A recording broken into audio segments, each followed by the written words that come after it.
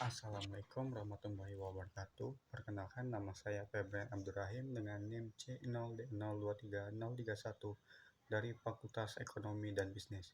Di sini saya akan membahas materi tentang pemotongan PPh Pasal 26. Adapun pengertian PPh Pasal 26, pajak penghasilan atau PPh Pasal 26 adalah pajak yang dikenakan atas penghasilan yang diterima oleh subjek pajak luar negeri yang tidak memiliki tempat kedudukan di Indonesia. Pemotongan pajak ini dilakukan pada saat pembayaran penghasilan dengan tarif umum sebesar 20% dari jumlah penghasilan bruto. Namun, tarif ini dapat berbeda sesuai dengan ketentuan dalam Perjanjian Penghindaran Pajak Berganda atau P3B antara Indonesia dan negara asal penerima penghasilan. Tujuan dari PPh Pasal 26 adalah untuk memastikan bahwa pajak atas penghasilan yang diperoleh di Indonesia dapat dipungut, sehingga mendukung penerimaan negara dan keadilan dalam sistem perpajakan. Adapun pemotongan PPh Pasal 26, pemotongan pajak penghasilan Pasal 26 atau PPh Pasal 26 wajib dilakukan oleh yang pertama badan pemerintah, yang kedua subjek pajak dalam negeri, yang ketiga penyelenggara kegiatan, yang keempat bentuk usaha tetap, 5 perwakilan perusahaan luar negeri lainnya yang melakukan pembayaran kepada wajib pajak luar negeri selain bentuk usaha tetap. Adapun penghasilan yang dipotong PPh Pasal 26.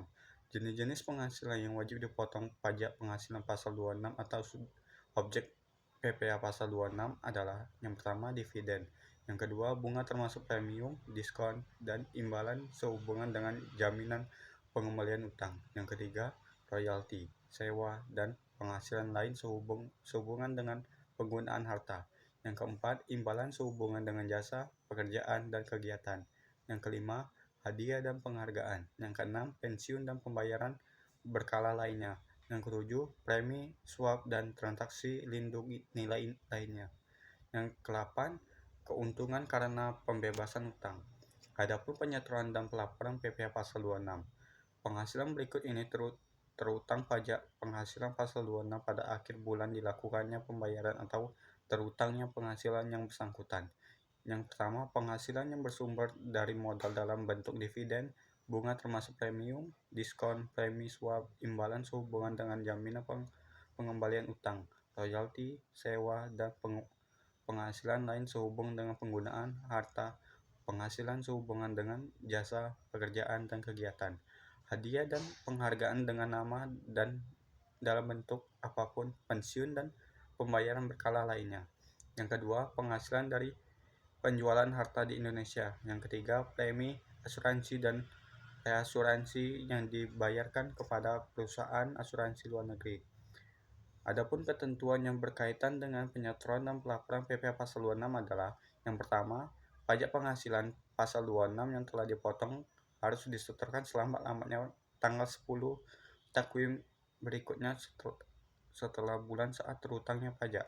Yang kedua, pemotongan PPh Pasal 26 diwajibkan untuk menyampaikan surat pemberitahuan masa selambat-lambatnya 20 hari setelah masa pajak berakhir. Yang ketiga, pemotongan PPh Pasal 26 harus memberikan tanda bukti pemotongan PPh Pasal 26 kepada orang pribadi atau badan yang dibebani membayar pajak penghasilan yang dipotong. Yang keempat, pemotongan PPh Pasal 26 atas penghasilan berupa penghasilan kena pajak sesudah dikurangi pajak dari semua bentuk usaha tetap di Indonesia, terutang dan harus dibayar lunas selambat-lambatnya 25 bulan ketiga setelah tahun pajak atau bagian tahun pajak berakhir. Sebelum surat pemberitahuan tahunan disampaikan. Sekian presentasi dari kami. Apabila ada kesalahan, kami mohon maaf.